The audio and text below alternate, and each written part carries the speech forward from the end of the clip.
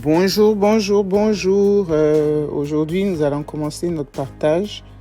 Je vais parler des couples, l'amour qu'un homme doit avoir pour sa femme.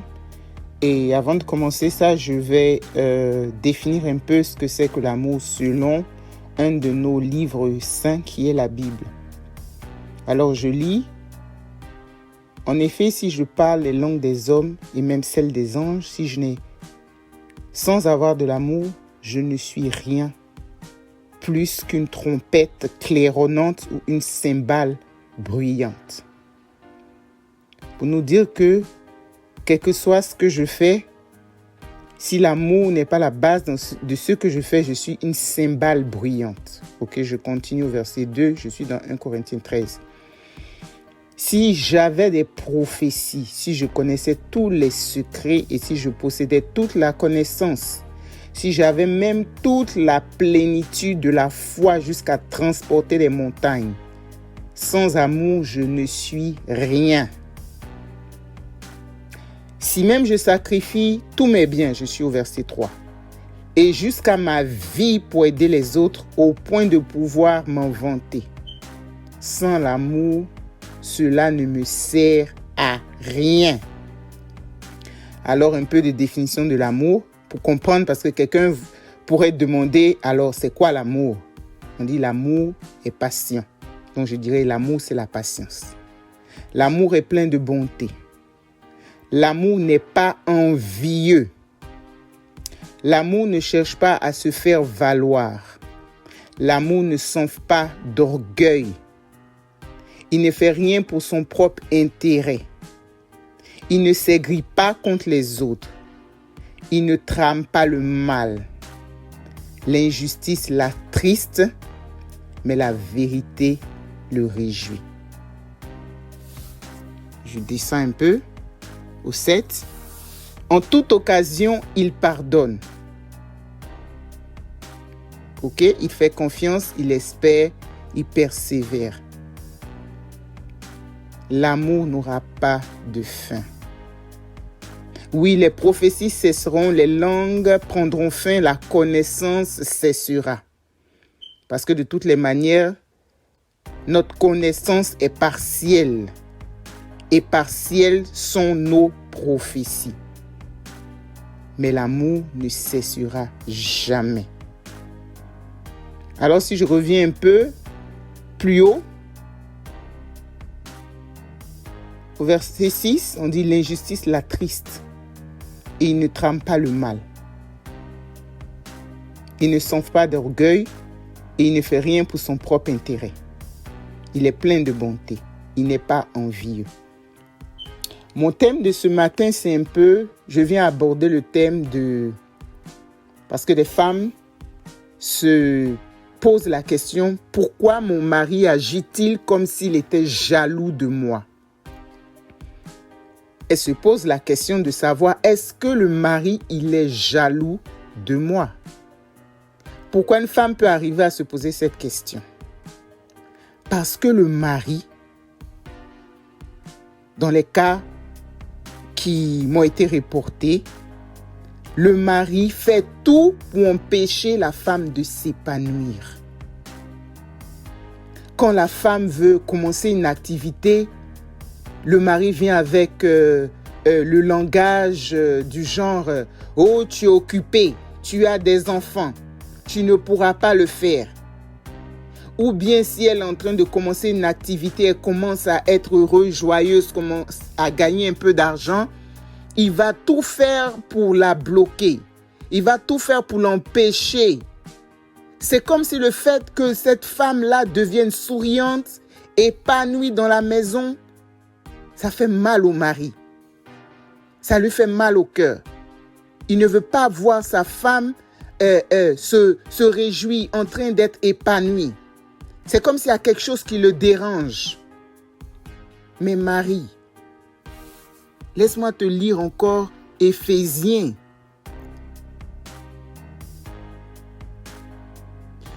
Dans Éphésiens, la Bible nous dit, Marie, aimez vos femmes Éphésiens 5, du 25 à 28. Marie, aimez vos femmes comme Christ a aimé l'Église et s'est livré lui-même pour elle, afin de la sanctifier par la parole, après l'avoir purifiée par le baptême d'eau, afin de faire paraître devant elle cette Église glorieuse, sans tache ni ride, ni rien de semblable, mais sainte et irrépréhensible. Au 28, la Bible dit, c'est ainsi que les maris doivent aimer leurs femmes comme leur propre corps. Celui qui aime sa femme s'aime lui-même.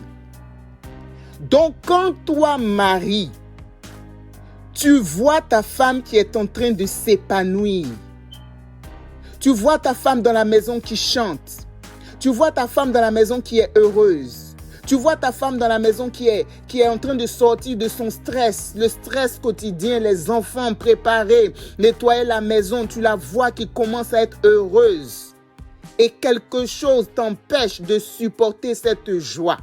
Je me pose la question de savoir, est-ce que tu n'es pas en train d'être utilisé par le diable contre toi-même?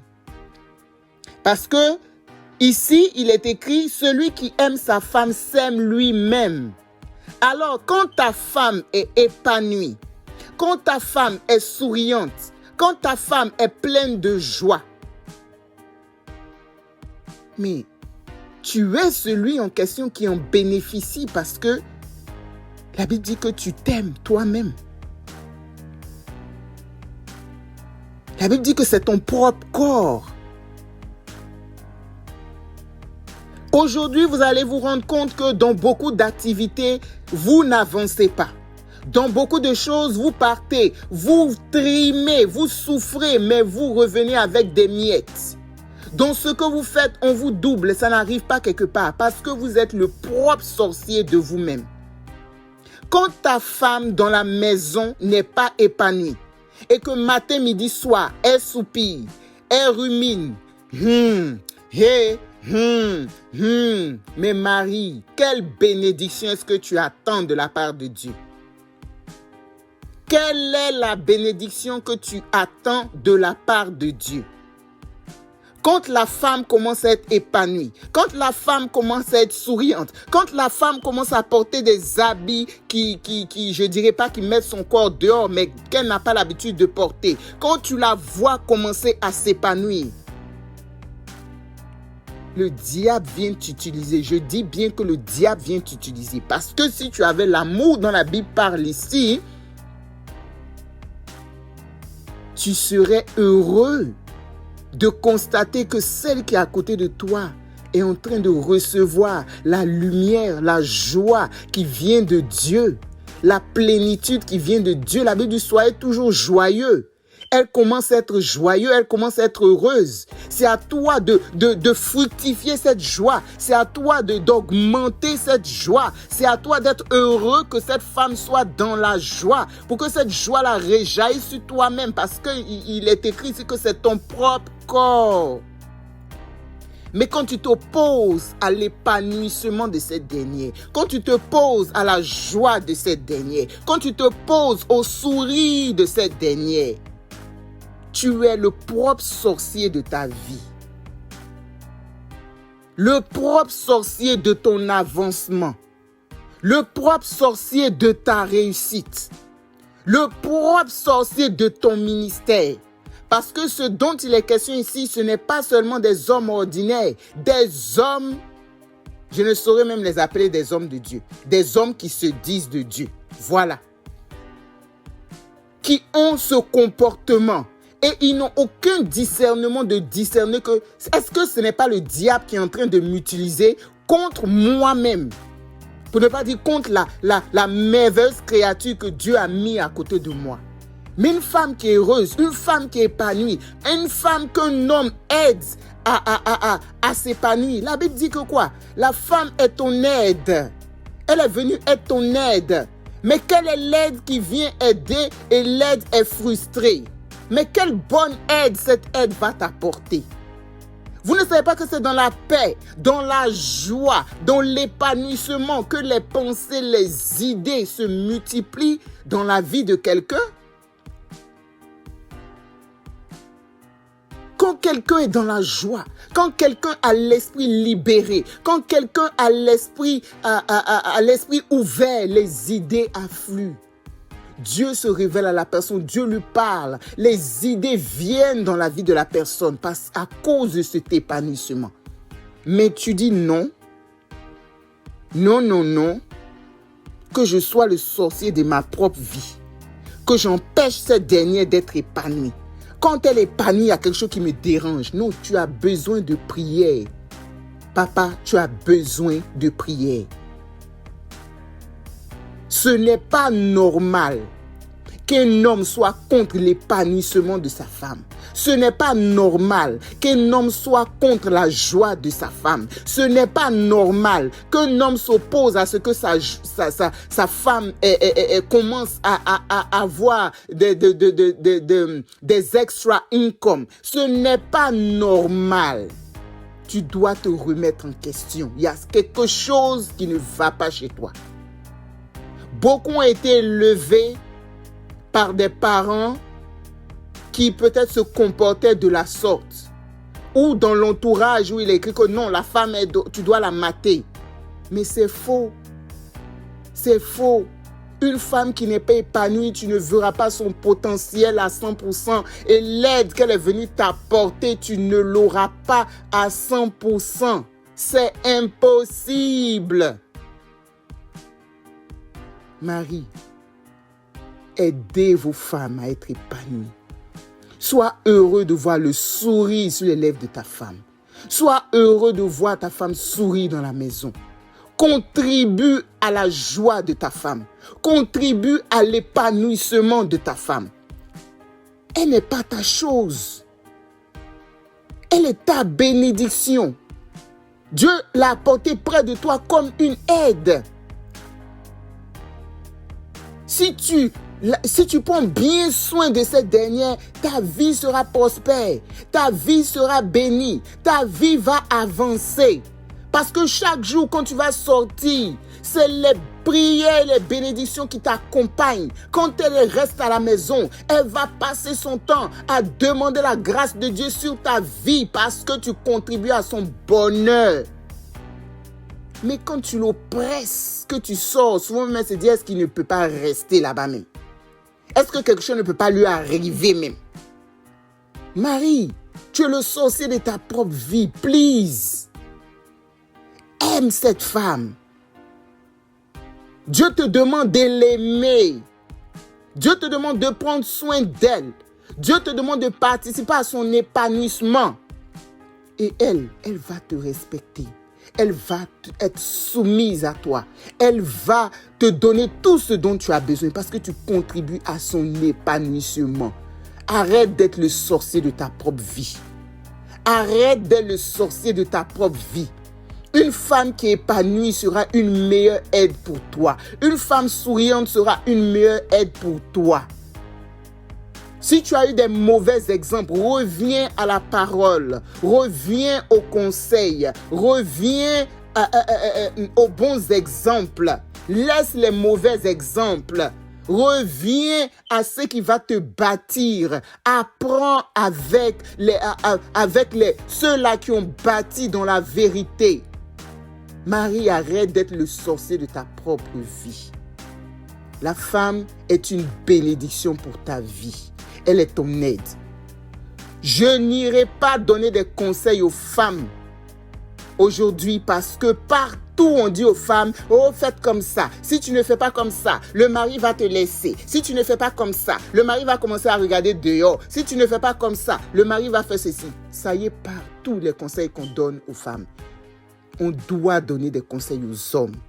Les hommes doivent comprendre ce qui se passe dans le cœur des femmes. Les hommes doivent comprendre ce qui se passe dans le cœur de celles que Dieu a mis à côté d'eux pour être des bénédictions pour eux.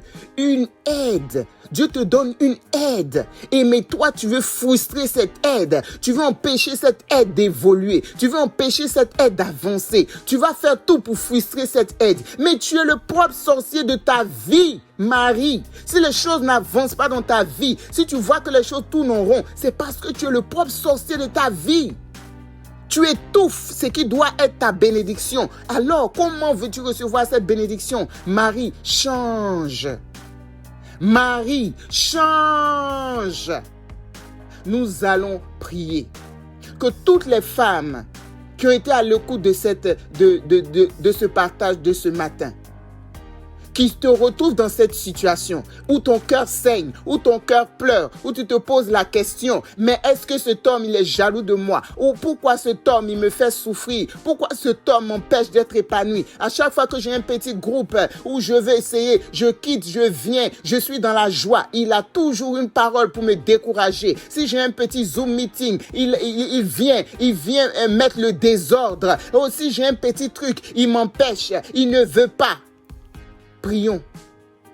Prions parce que il est en train d'être utilisé par le diable pour détruire sa propre vie.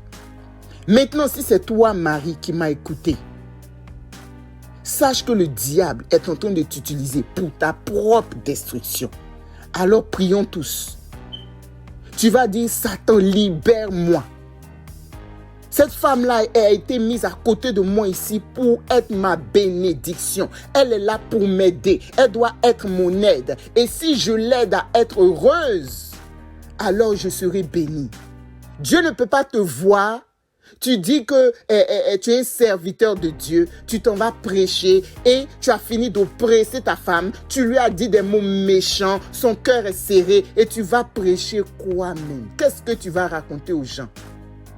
Dieu ferme ses narines parce que ta bouche, elle sent. La Bible dit, est-ce que d'une même source, une eau amère et une eau propre peut sortir de la même source? Ce n'est pas possible. Ce n'est pas possible. Tu ne peux pas avoir fini d'offusquer la vie d'autrui et tu dis tu t'en vas servir Dieu. Tu t'en vas servir qui? Tu te mens à toi-même. Tu te mens à toi-même. Alors dis au diable, arrête de m'utiliser contre moi-même. Arrête. Arrière de ma vie. Je veux être heureux et je veux que celle qui est à côté de moi soit heureuse. Je veux la rendre heureuse. Je veux la rendre heureuse. Je veux la rendre heureuse. Je veux la rendre heureuse. C'est en faisant cela que tu accompliras le plan de Dieu dans ta vie, Marie. Vous êtes mes frères. Vous êtes mes pères, vous êtes mes oncles, je vous aime, mais je vois que beaucoup se détruisent eux-mêmes parce qu'ils refusent d'être des hommes qui aiment leurs femmes. Ils refusent eux-mêmes. C'est comme s'il y a quelque chose qui les empêche eux-mêmes d'être une bénédiction pour leur propre vie. La femme n'est pas... La femme... Oh,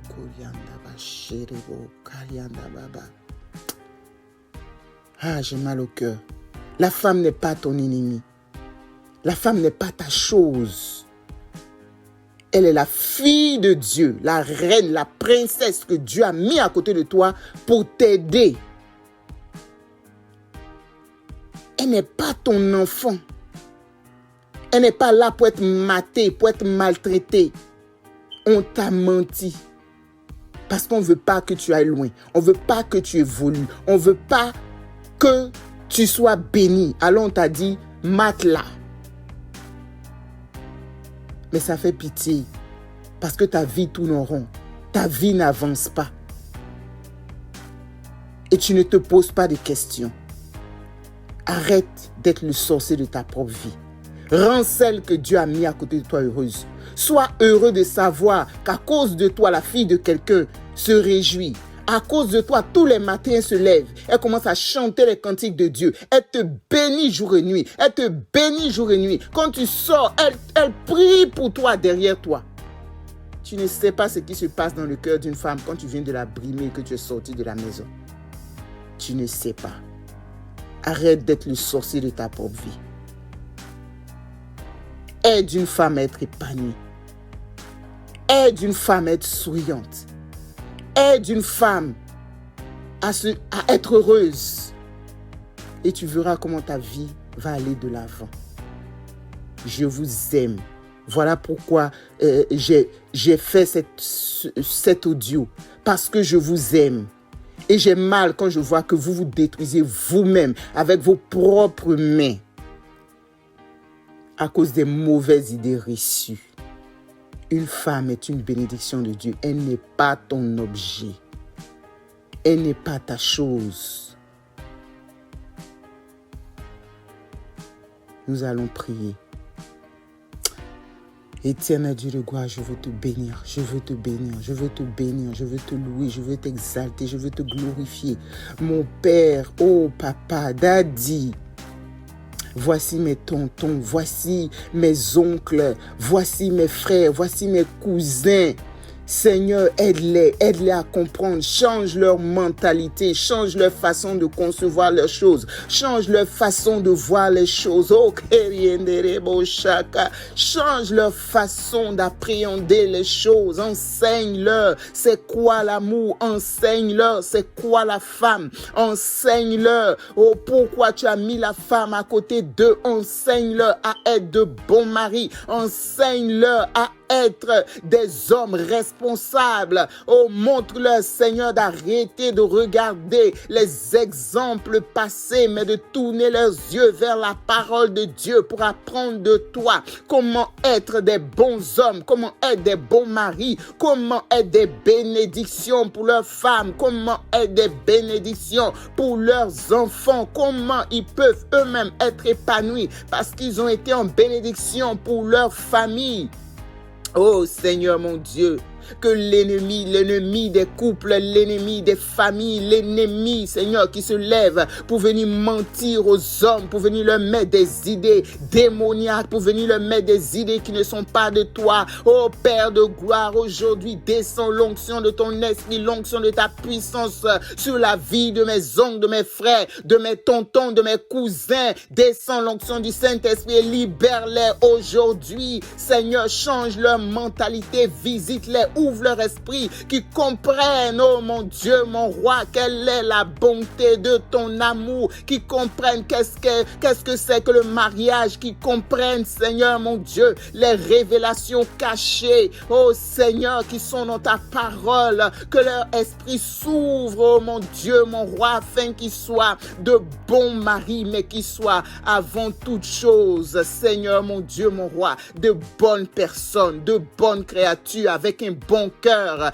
car d'autres, ils vont prophétiser, d'autres s'en vont, soi-disant prêcher, d'autres s'en vont, soi-disant exercer la foi pour déplacer les montagnes, mais tu leur dis que cela ne sert à rien, tu leur dis qu'ils sont en train de se distraire, tu leur dis qu'ils sont en train de perdre le temps, tu leur dis qu'ils sont en train de s'amuser, parce que s'ils n'ont pas l'amour, ils n'ont rien fait, ils ne sont rien, ils ne servent à rien. Montre-leur et aide-leur à comprendre que la base de toute chose, c'est d'avoir un cœur saint, d'avoir un cœur pur, de chercher l'intérêt de l'autre qui est à côté de toi. Oh mon Dieu, mon roi, ouvre leur esprit, ouvre leur entendement, qui comprennent les choses cachées, qui comprennent les secrets de la vie afin d'être bénis. Oh Père, je prie, Seigneur, pour mes tantes, je prie pour mes soeurs, je prie pour mes cousines, je prie pour mes mamans, je prie pour mes amis, ces femmes qui ont le cœur déchiré, ces femmes qui ont le cœur blessé, ces femmes qui ont le cœur attristé. Seigneur, viens les guérir, que l'onction de ton esprit descende sur leur vie, qu'elles soient restaurées, qu'elles soient guéries, qu'elles soient bénies. Mon Dieu, donne-leur la force de résister. Oh Papa, oh aide-les afin que la haine ne s'empare pas d'elles, car il y en a beaucoup même qui sont dans ces situations, mais qui prient même pour la mort de ces hommes. Oh Seigneur, au lieu d'être des bénédictions pour ces hommes, au lieu d'être des aides, tellement elles sont frustrées, tellement elles sont blessées, elles sont là et souhaitent même la mort de ces hommes-là, et eux ils ne comprennent pas, eux ils pensent qu'ils sont les plus forts alors qu'ils sont les plus faibles. Oh Shakebro Santa Baba, Seigneur, aide les mamans, aide-les, Seigneur mon Dieu, aide-les à être fortes et apporte la joie dans leur cœur. Oh ma Shekerebayondabre, Seigneur, merci.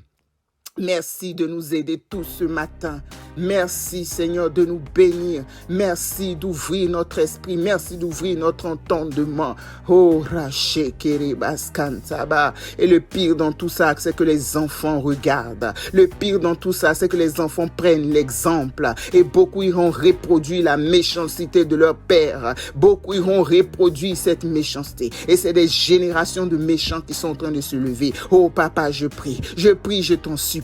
Par les meurtrissures de Jésus, touche touche la vie de ces hommes, touche la vie de mes tontons, touche la vie de mes papas, touche leur vie, Seigneur mon Dieu, afin qu'ils soient de bons exemples pour leurs enfants, qu'ils soient de bons exemples pour leurs enfants, que leur fille ne trouve pas normal qu'un homme parle mal à sa femme, que leur fille ne trouve pas normal qu'un homme soit dur avec sa femme, que leur fille ne trouve pas normal qu'un homme s'écarte de sa femme, qu'un homme rentre dans la maison et qu'il soit de son côté, que leur fille ne trouve pas normal que c'est un comportement qui est normal. Non, mon Dieu, mon roi, révèle-toi à ces familles, révèle-toi à ces foyers, touche la vie de ces hommes, touche leur vie, éternelle Dieu de gloire, nous t'en supplions.